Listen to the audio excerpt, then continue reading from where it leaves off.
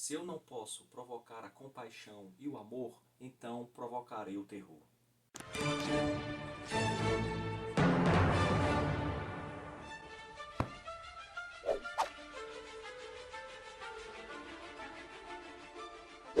Fala pessoal, muito bem-vindos ao canal Ler Preciso. Eu me chamo José Lopes. Hoje falarei sobre o nono livro, livro de 2022, a quarta leitura do mês de fevereiro, concluindo a minha meta para as leituras de fevereiro, a grande obra-prima de Mary Shelley, Frankenstein.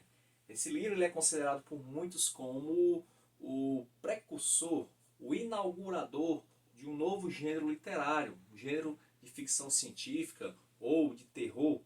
A Mary Shelley foi uma escritora britânica, inclusive eu me surpreendi porque todo mundo conhece Frankenstein, todo mundo já ouviu falar sobre esse personagem, mas muitas vezes não sabemos o nome do escritor ou da escritora no caso. É semelhante ao que acontece com Sherlock Holmes, com Drácula. Todo mundo conhece esses personagens, mas muitas vezes não conhece os seus autores. São típicos casos onde os personagens eles acabam superando os próprios criadores. E aqui no caso foi uma surpresa para mim em ver que uma mulher foi a escritora, a criadora desse personagem e também a criadora de um novo gênero literário, o gênero de horror.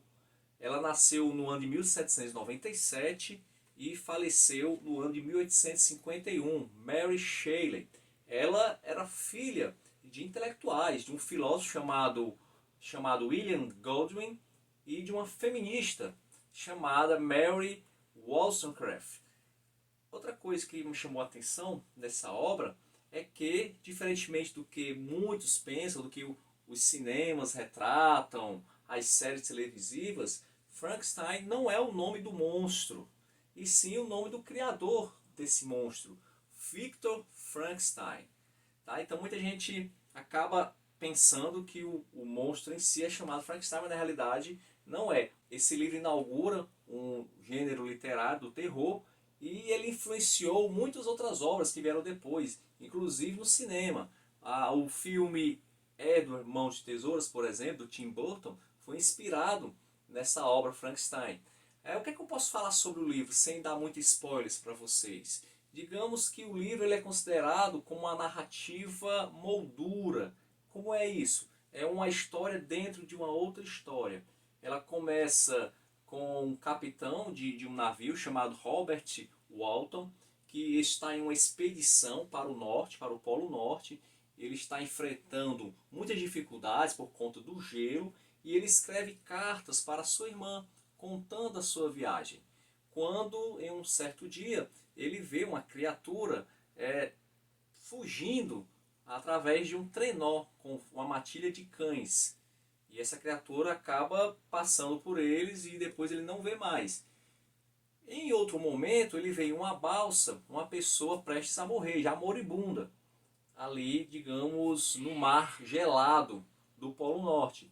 Ele consegue resgatar essa pessoa e essa pessoa é nada mais nada menos do que o Victor Frankenstein. Victor Frankenstein, então, já à beira da morte, depois de um certo tempo que ele se restabelece, tem a sua saúde mais ou menos restabelecida, ele começa a narrar os fatos que o fizeram chegar naquele momento, naquela ocasião. Então, digamos que a história ela é narrada pelo capitão Robert Downton a partir das narrativas do Victor Frankenstein. Então é considerado, é chamado de narrativa moldura ou narrativa quadro, quando nós temos uma história dentro de outra história. Então, o que me chamou a atenção no livro? Que existem, além do terror, digamos assim, da novidade para a época desse novo gênero literário, nós temos aqui também alguns dilemas morais, éticos, como por exemplo a questão de ser julgado pela aparência, a questão também da natureza do ser humano, até que ponto o Criador ele é responsável pelos crimes, pelos pecados de sua criatura. Nós temos até dilemas não só morais, como também religiosos. E nós temos também uma obra profundamente, digamos assim, influenciada pelo romantismo, principalmente quando há descrições assim muito pormenorizadas das paisagens ali da Suíça, da Inglaterra.